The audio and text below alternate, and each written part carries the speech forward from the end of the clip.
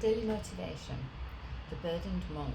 This fable is one of my absolute all-time favourites. So there's this peaceful monastery, and every day this monk, he goes out and he collects firewood.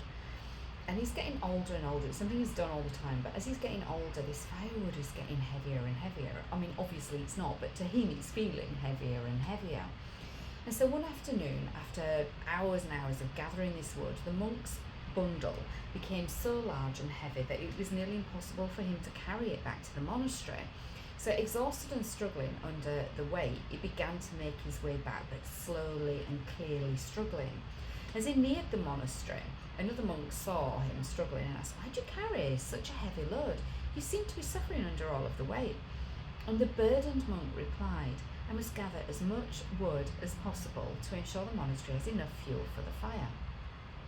The other monk smiled gently and he said, "It is not the wood that you carry that burdens you, but the unnecessary weight that you have added by trying to carry too much at once. The fire does not need all of this wood at once.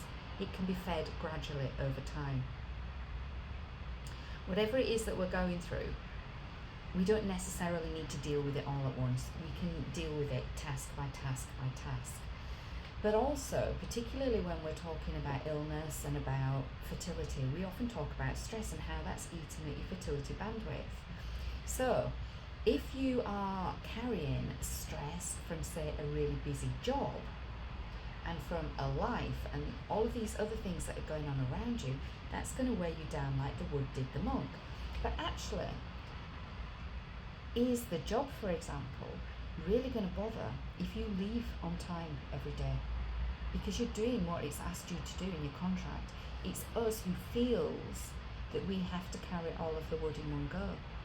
But we don't. We can only do what we can do.